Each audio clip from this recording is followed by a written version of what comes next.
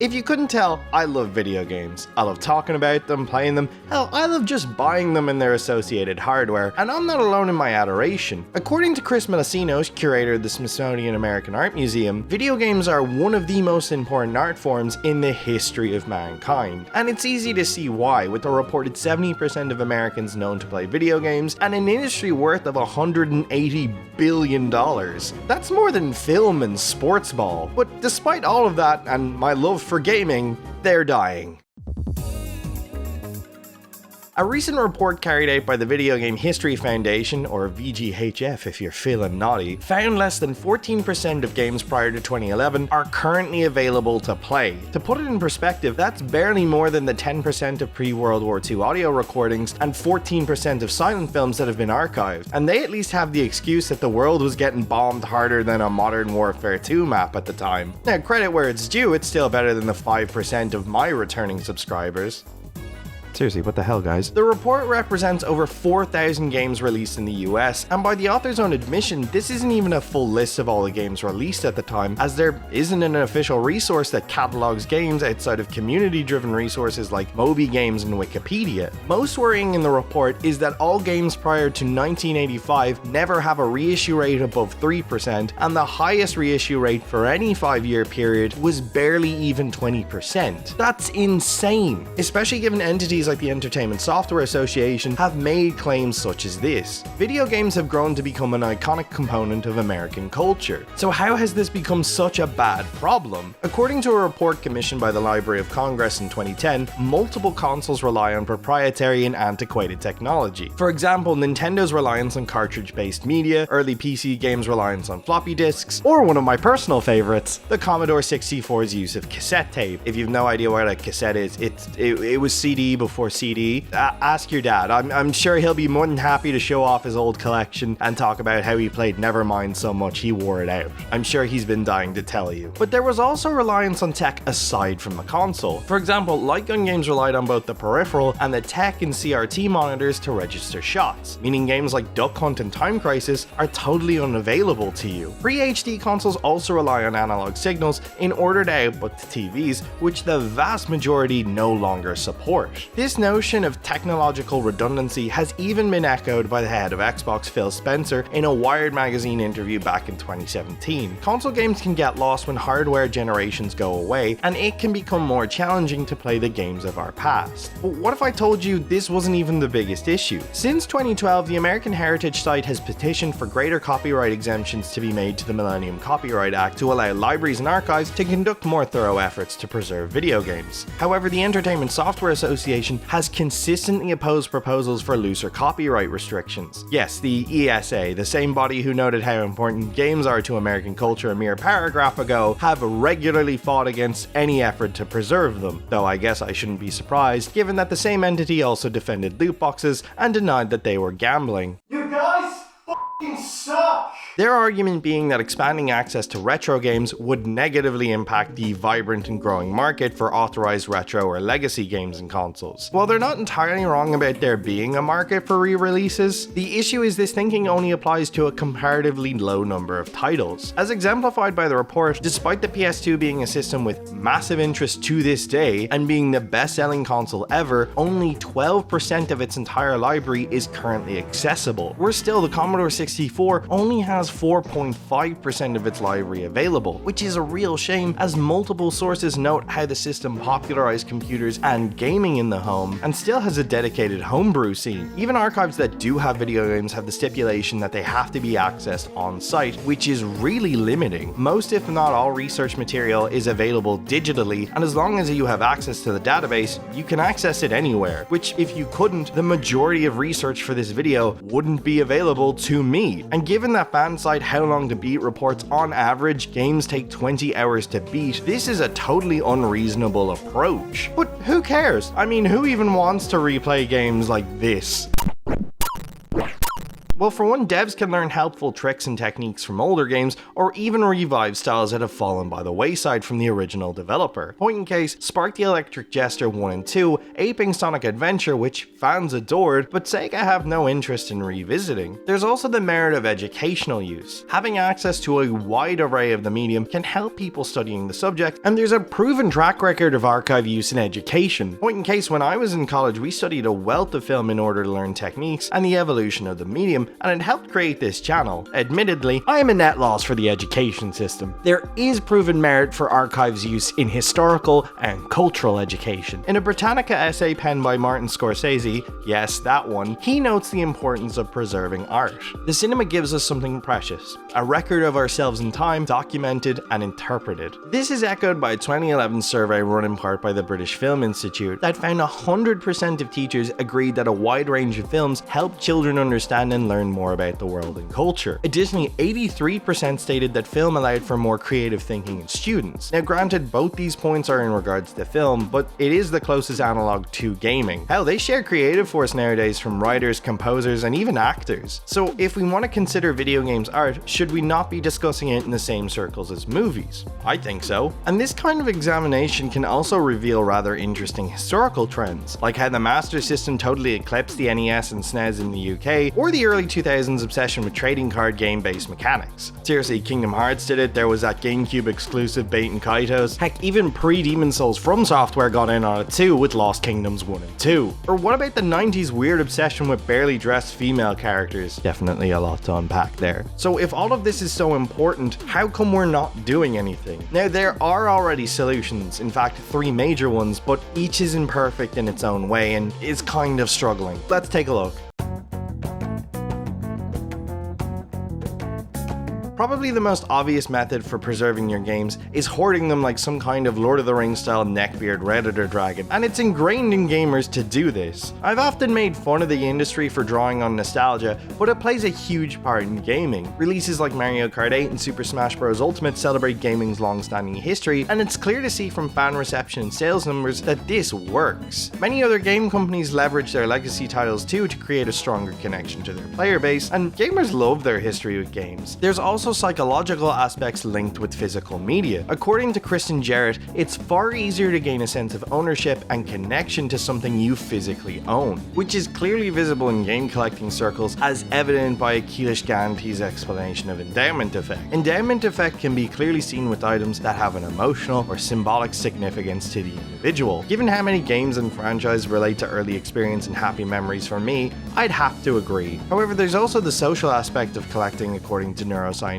Dr. Shirley Muller, and it's very easy to see this in game collecting circles. There's a wealth of online communities dedicated to collecting old games. I myself have made friends over shared interest in older titles, and YouTubers like Metal Jesus Rocks, Scott the Woz, and Peanut Butter Gamer have all made careers off the backs of older games. Muller also posits a sense of achievement in collecting, which if games like Spyro, Banjo-Kazooie, and Mario Odyssey are anything to go off, gamers just love to collect. And game collecting is kind of an extension of that gather everything mentality brought to the real world. The only difference is in real life there's no little pop-up for spending way too much money on a copy of Skies of Arcadia for the GameCube.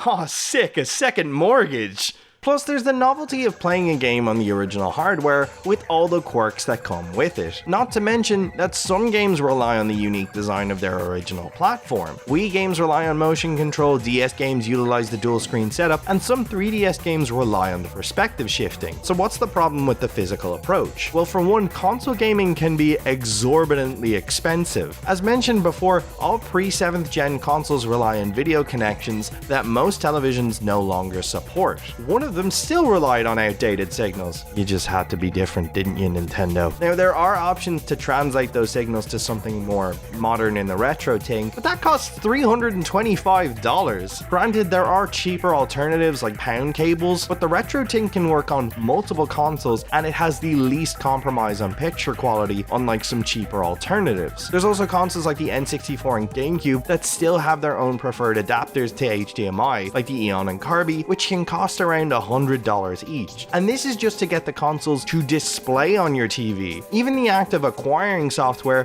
can be ridiculously expensive. In a study carried out by price charting from 2020 to 2021, the price of retro consoles and games rose by 33%. Most notably, Pokemon games saw massive price hikes. Pokemon Emerald increased in price by 145%, and Heart Gold saw a 133% price hike. I get collector's items can increase in price over time, but that usually applies to scarcity with the item, which neither of these games can really claim. Emerald sold over 7 million, and Heart Gold moved 12.72 million units. But why is this? Again, it relates back to the endowment effect, but a less cool aspect. Those affected by it often place higher values on an object than it may be worth, which has in turn caused the retro video game market to balloon in price the last few years. The report specifically notes how bad the second-hand market is, and given that one of the VGHF's co-directors runs retro video game store Pink Gorilla, that's saying something. It's so bad that actually rare games like the NES's Little Samson sees prices for as high as $2,750, which is an insane amount of money to spend on a game that only has 54 colors. Just think of all the slightly less dumb things you could buy with that kind of cash. This Gucci bag, 5 pairs of these Balenciaga flip-flops, this second-hand Rolex, or roughly 7.5 of these quarter-scale anime bunny girl statues of Mamako from Do You Love Your Mom and her 2 multi-hit target attacks. Real name,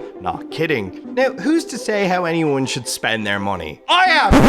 Get the MILF in the bunny outfit! Give it to me! I want it! I need a thick anime mommy!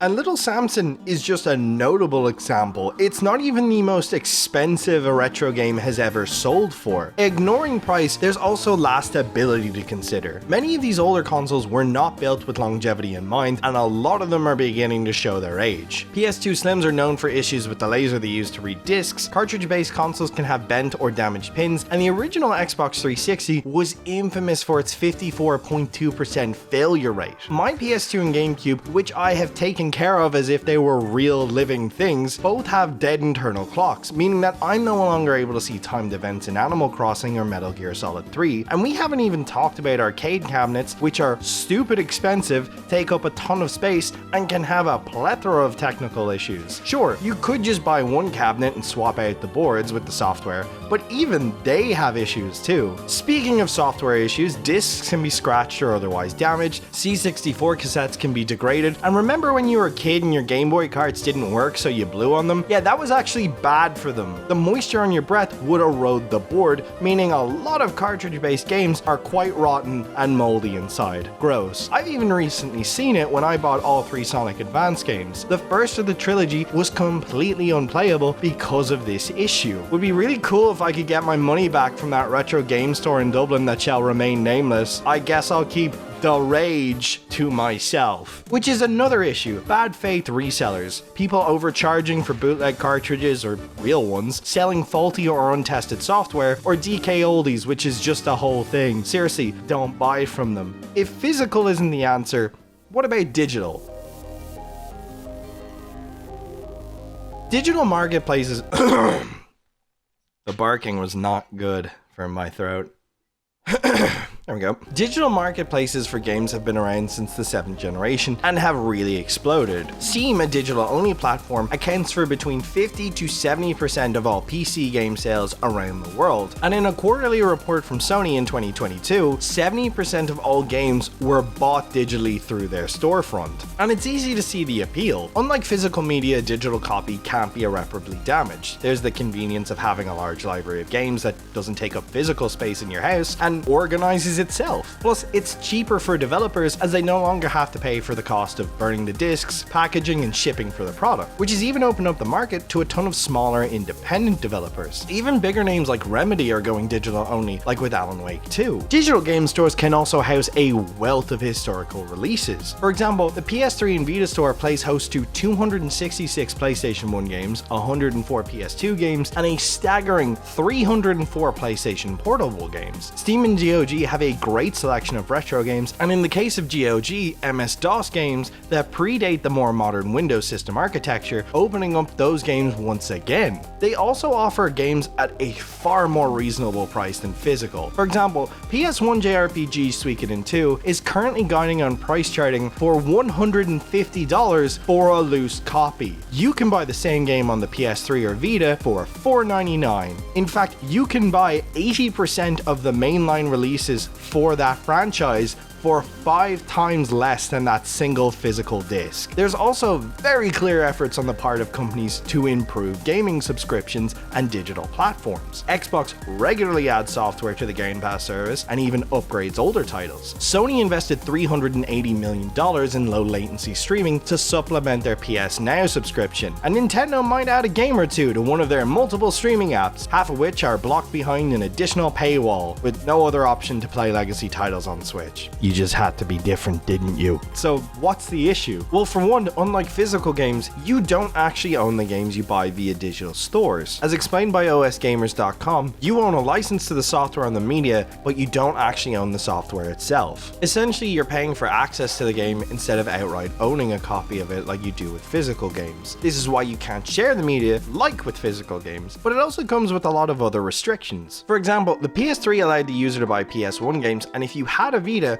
you could download the same game there at no extra cost, which was a really cool move on Sony's part. But as Nintendo showed us, there's no obligation to do that. The original Super Mario Bros. Has been made available on every Nintendo console that has a digital storefront. However, unlike Sony, you can't renew the software across these various platforms, so you have to pay for a new digital license for each system. But it's not like digital storefront said they'd revoke access to a game you bought, right? Inactive Ubisoft accounts with no PC purchases or active subscriptions tied to them may be closed. Simply put, if you're not engaging with that service, they'll just delete your entire library, meaning you lose all your games. Even games purchased through Steam become unavailable to you if they require the Ubisoft Connect launcher, which all Ubisoft games do, so you're technically renting games, not buying them. Another shortcoming is that while digital stores have made a much wider range of games available to you, they're still somewhat lacking. While the report notes that much of this is related to market interest, there's also the issue of copyright. For example, GoldenEye N64, despite being touted as one of the most influential games for console shooters, remained completely unavailable to play outside from its original release. This is due to it being a game licensing the rights of the film, the likeness of the actors, and even the iconic theme, all of which are held by different individuals and organizations. The fact that it was re-released on Xbox and Switch is kind of a miracle, and this trend has also been seen with the Sega-published Spy RPG Alpha Protocol that had to be pulled from stores due to expired music license. Most Major League Sports games such as FIFA and Madden will probably never see any form of re-release due to how complicated and numerous their rights issues are, and Activision, despite publicly saying they want the Transformers War for Cybertron games on Game Pass and are owned by Xbox and have all the necessary assets to do so, can't because Hasbro owns the license. And this is just the cases where it's clear who owns it. For example, the PC shooter The Operative No One Lives Forever was created in a joint deal between 20th Century Fox, Warner Brothers, and Activision. However,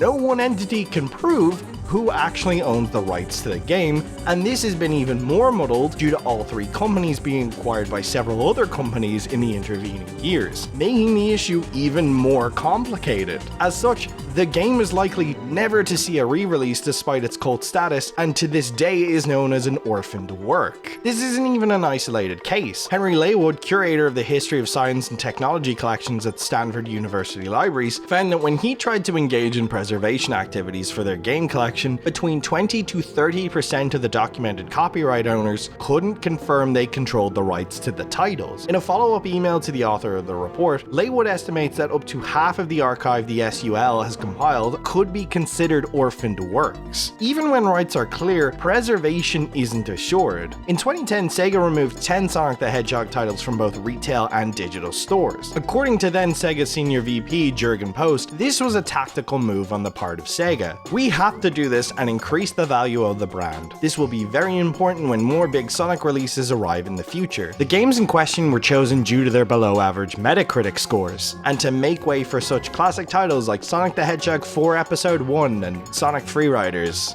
Was that really worth it? The precedence this sets up is rather worrying. One where developers can rewrite their history and create the illusion that they've rarely or never misstepped by selectively erasing titles. Something Nintendo has done with the Virtual Boy, probably their biggest but most ambitious failure, with none of its software available anywhere. Now look, I get it, the Virtual Boy experience is to gaming what waterboarding is to sex acts. It's definitely bad for your health, not really my thing, but I'm sure there's some people who enjoy it and are more than happy to pay for it, or at the very least, want to try it once, and we shouldn't judge these poor perverts.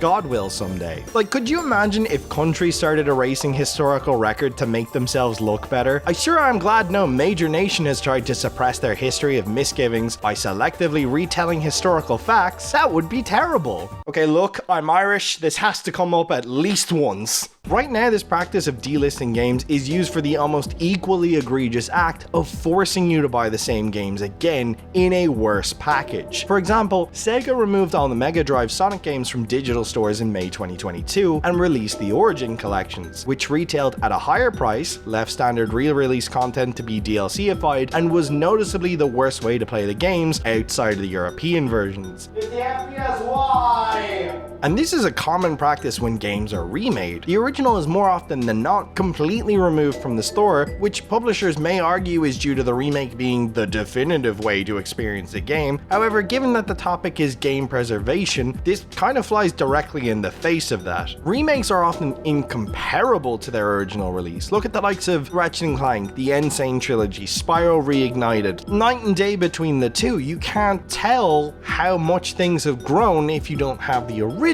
source. And there's no penalties for publishers doing this. In fact, the ESA condones this kind of action. In one of its many oppositions to copyright exemptions for game preservations, they had this to say: "It is the copyright owners that have the right to choose when to release, withdraw, port to new consoles, or otherwise reissue their copyrighted works, and the right to decide not to do any of these things." If you couldn't tell, reliability is by far digital's biggest drawback, and it's really bad. The same week we got GoldenEye on Xbox, 46 titles were delisted, and a support message on the 360 suggested that its store would soon be closing. According to the report, despite the rise of digital distribution, there has been no major increase in the availability of games. In fact, digitally distributed games can just as easily become unavailable. The site Delisted Games reported roughly 1,800 games are now unavailable due to closures of services like Games for Windows Live, the Xbox Arcade Indies, the PSP Store, and Google Stadia. Stacy. Now look, I get most of these are from redundant, or in the case of Games for Windows Live and Stacy, bad services, but there are some real losses. For example, when the 3DS and Wii U stores closed, 122 of the 155 currently available Game Boy games just disappeared from the market. That's over 78% of the available games just gone. And even services that fans have convinced publishers to keep open aren't much better. While Sony didn't end up closing the Vita and PS3 stores in 2021, they're sorely lacking in terms of user experience. You can no longer search for classic games, it barely even lists all the games on the store, and even buying the games is difficult. You can't use credit cards and have to add funds via a web browser, and if your PSN account was created post 2016, you're completely locked out of buying any software here due to a security update they launched that year. Even newer games have issues with this all-digital approach. Back in April 2021, it was revealed that if the CMOS battery inside the PS4 fails, it can't reach the PlayStation servers, meaning it can't retrieve your digital games, nor can it retrieve patches, so it also affected physical games too. Sure, you could play the 1.0 version, but given how many games launch in a buggy day one mess, it's not ideal. And I know I promised to stop talking about Cyberpunk, but could you imagine being stuck playing this version of the game forever? Wait, isn't that testicular torture? Same thing. Even if you get the software, you may not be out of the woods yet, as most retro games on these systems are ports, which, like remakes, aren't the original game either. As Frank Cifaldi stated in his 2016 GDC talk, porting by its nature will always be a derivative work. We've seen this in the likes of the Ratchet & Clank HD trilogy for PS3 with character models clipping, elements that would usually be hidden off screen just kind of awkwardly hanging out, and in the worst cases, struggling to maintain stable performance despite them being being on a machine 29 times more powerful. And this is one of the best case scenarios. Ports like the Kingdom Hearts 1.5 HD collection are actually ground up remakes due to the game's original code being completely lost by Square. And in probably the most egregious case, Sonic Adventure, one of the most highly celebrated games in the series and a tour de force for the Dreamcast, cannot be played in its original form anywhere but that console. As Golden Bolt outlines in his retrospective of the game, by the time you get to the Steam version of Sonic Adventure, you're looking at a PC port of a PS3 Xbox 360 game, of a PC port, of a GameCube port, of a Dreamcast game, none of which include widescreen. Even what you're seeing on screen right now still isn't the original release. It's a heavily modded fan version of that 4 steps removed PC release. Now look, I get some of you may not care about Sonic Adventure, or you might prefer its sequel, but you have to understand that so much was gutted for that initial GameCube port everything is based off that it could hardly be considered the definitive version of the game. Gone is the unique lighting, the classic character designs, timed events based around holidays, hell even the Chow Garden, a fan favorite, had much more versatility on the Dreamcast given its unique memory card situation, which allowed you to take your abominations, known as Chow, on the go and fully commit to the off-brand Tamagotchi ripoff. If you don't know what Tamagotchi is, ask your mom. I'm sure she's been dying to tell you all about it. She probably loved hers. Or better yet, go to bed. You're too young to be here. And these are just the examples off the top of my head. We've seen it with GTA just getting rid of all the originals for worse HD definitive editions. And given all that and some publishers' nigh on unmoving stance to re-release games, I'd hesitate to say digital is the solution. Side note, Konami, please give us a Duelist of the Roses port. It was great. It's Yu-Gi-Oh! But chess, and also self-insert fanfiction during the War of the Roses, where you can side with either the Yorkists or the Tudors played by the cast of the anime, and no, I'm not kidding, and yes, you should play it, but you can't. Unless...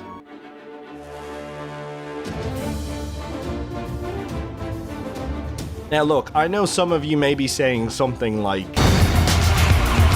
Two things. One, that advert actually pirated its own music. Real thing, look it up. And secondly, I'm not telling you to run out and start pirating games. It hurts developers and makes companies more likely to use crappy practices like DRM or anti-cheat malware software, but it's probably the best way to preserve and play games to date. This is due to piracy's dependency on emulation. You see, emulators, rather than trying to make newer systems work with older ones, they just use software to replicate hardware. Now, games like Mega Man Legacy Collection and TMNT Cowabunga Collection use emulation to run their games, but the fan emulation scene is so much better than anything that the industry has achieved. In fact, those two examples that I just listed brought in fan emulator designers to make them work.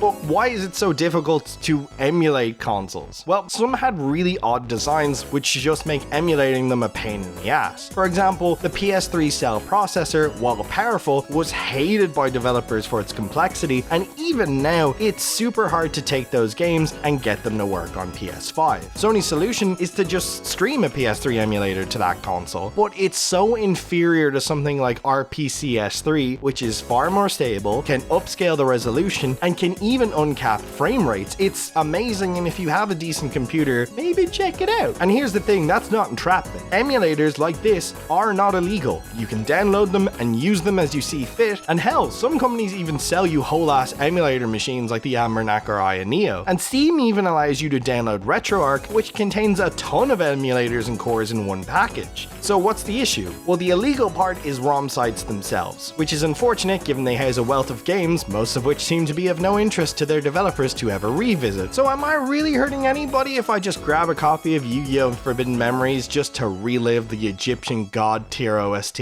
Well, it actually might not. There's precedent for the good piracy can do. In the 1980s, Russian tech employee Viktor Savyak created the Dendy, a clone system that sold pirated software originally created for the NES. Savyak was able to do this due to Russia's apparent lack of copyright protection, but also because at the time, Nintendo had no interest at all in that market, which was a total misstep on the Big N's part, as the Dendy is estimated to have sold between 1.5 and 2 million units in Russia alone. And according to Dmitry Agronov, actually brought gaming to Russia. Dendy made this market. they imported millions of consoles into the country, and they built the market. This is how the Russian games industry was born. Now look, maybe you don't like the country that birthed the villain from Rocky IV, or currently one of the worst men in the world on an insane power trip because he's a small egomaniac who's probably overcompensating. But as Vice pointed out in a 2020 article, piracy helped gaming flourish in India too, noting the same issue as Russia, that in the 80s and 90s, while gaming was taking America, Europe and Japan by storm, India was kind of just left behind. It wasn't until enterprising shopkeepers began importing clone consoles, like the Dendy, that a generation of gamers was born in India. In fact, in the article, an anonymous developer notes without this grey market, they wouldn't have gained the knowledge of different games and genres they feel has made them the developer they are today. Piracy has also seen games translated to English that would otherwise have been left in Japan, which brought us the likes of Hideo Kojima's Policenauts, Seiken Densetsu 3, and Nintendo's own Mother 3, opening up these games to a much wider audience than the developers ever deemed to. Now, Seiken Densetsu 3 did see both an official re-release and a remake, but it's the exception, not the rule. Again, while not legal, ROM sites house a far greater and more accessible collection of games that's regularly curated and updated by dedicated fans. And just so you know how valuable these sites are, without them, we would have lost an entire Legend of Zelda game. The Legend of Zelda BS. Real name. But it's also one of the earliest examples of both episodic and online gaming. Speaking of Zelda, Nintendo are very much against these grassroots fan archives, and are almost single-handedly leading the charge to destroy what TheGamer.com described as the Library of Alexandria for gaming. Nintendo squashed the Dolphin emulator on Steam, again, not illegal to have, banned modified 3DS and Wii U accounts, and in 2018, they sued to shut down ROM sites Love ROMs and Love Retro, and sought damages of $100 million. The same year, MU Paradise, a site that had been active for 18 years, also shuttered to avoid any conflict with Nintendo, and in 2021, Pleasure Dome followed suit.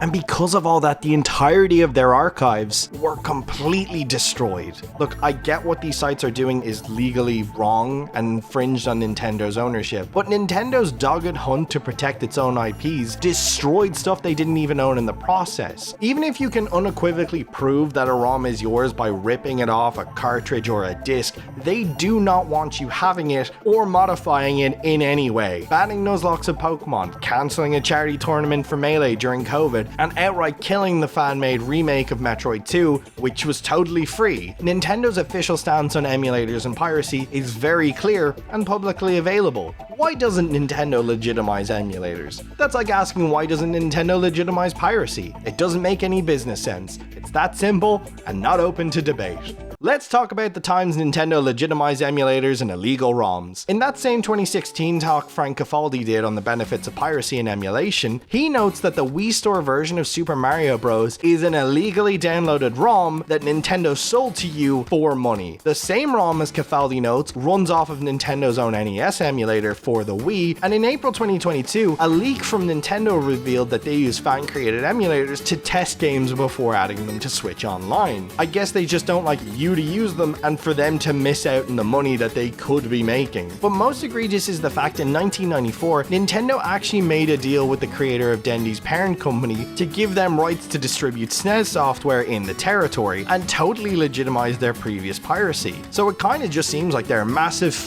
hypocrites. But hey, at least Nintendo are really good about keeping legacy titles available. Nintendo is famous for bringing back to life its popular characters for its newer systems. For example, Mario and Donkey Kong have enjoyed their adventures on all Nintendo platforms, going from coin-op machines to our latest hardware platforms. Except, no they don't. As mentioned, no Virtual Boy games have ever seen a re-release, and the majority of GameCube games are still locked to that platform, despite people begging for re-releases of titles like F-Zero GX. I haven't even mentioned how fans have requested a localization of Mother 3 so much that it was actually made the butt of a joke in a Robot Chicken sketch featuring former Nintendo of America president Reggie Fils-Aimé, and they still refuse to give it to us. Not to mention, unlike Xbox and PlayStation, where you can buy retro games outright and not have to engage in their subscription services, you have to pay for Switch Online in order to access their emulators, which have a paltry selection of ROMs to choose from compared to what was on the 3DS and Wii U store that they destroyed. So yeah, it's probably not hyperbole to say one of the biggest hurdles to game preservation is Nintendo. You know, the guys that like to pretend they care about game history. I can already hear someone in the comments being like, hey man, why you gotta be mean to Nintendo? They were my childhood. I love them. Listen buddy, I hate to be the one to tell you this, but they don't love you. They are the prostitute you fell in love with, and they will leave you cold and alone once you run out of money. And worse still, their opposition to emulators and ROMs hasn't even worked. It's only pushed more people to them. As Carl Bode notes in a Vice article, the main factors of piracy for TV and film in the last 2 years is the oversaturation of streaming services and how much easier and cheaper it is to just pirate. Everything's just there. There's far more convenience to it. Music streaming services even back this up, as they've consistently stemmed piracy due to Spotify, which is more or less the one-stop shop for music streaming. And there's very little music not available across all the other major competitors, which makes pirating music kinda pointless. Let's face it, are you really willing to go to jail for a slightly better audio file of Chad Kroger's Hero when Spotify has it right there as an MP3? Absolutely I am!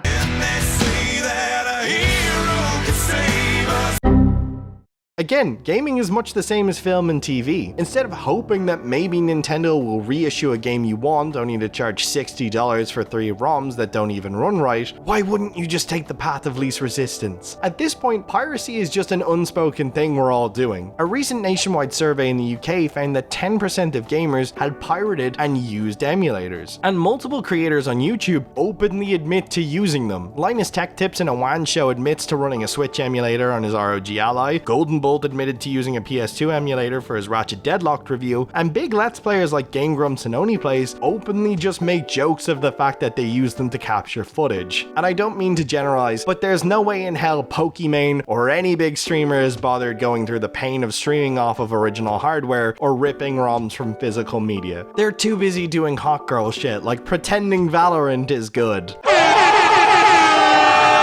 Piracy is even used in education. For example, when I was in college, a friend of mine did game design, and the first week they were sent home with a USB containing a ROM of the original Donkey Kong and an emulator to play it on. And trust me, there's no way they were licensing any of that from Nintendo. To put it in perspective, I basically attended the Irish version of Greendale College from Community. If you know that show, then you'll know there's no way any of that shit was above board. Hell, even I've used emulators. I mean, what else was a PSP good for other than pixelated porn and Kingdom Hearts Birth by Sleep?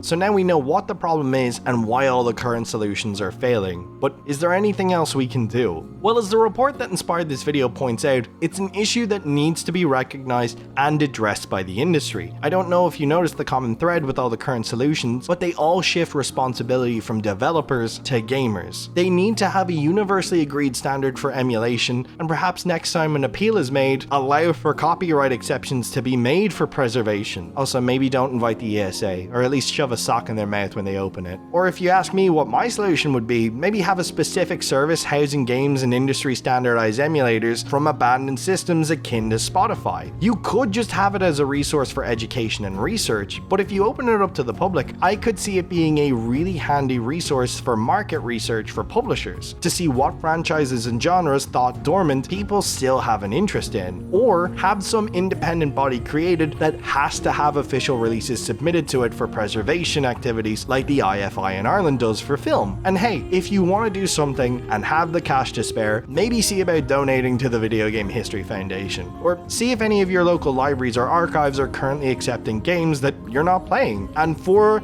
the love of God, stop supporting Nintendo's shitty business practices. Yeah, I see you buying that Zelda 30th anniversary Game & Watch for more than it's worth. Knock it off! But what do you guys think? Is there any other way we can save games from falling out of release? Is game preservation even that big of a deal? Let me know in the comments below, and for even more terrible gaming practices, check out my video on how loot boxes were created, then totally ruined by the AAA gaming industry. Like, dislike, share, subscribe to see more, and I'll see you in the next one. Hopefully it'll be less sad.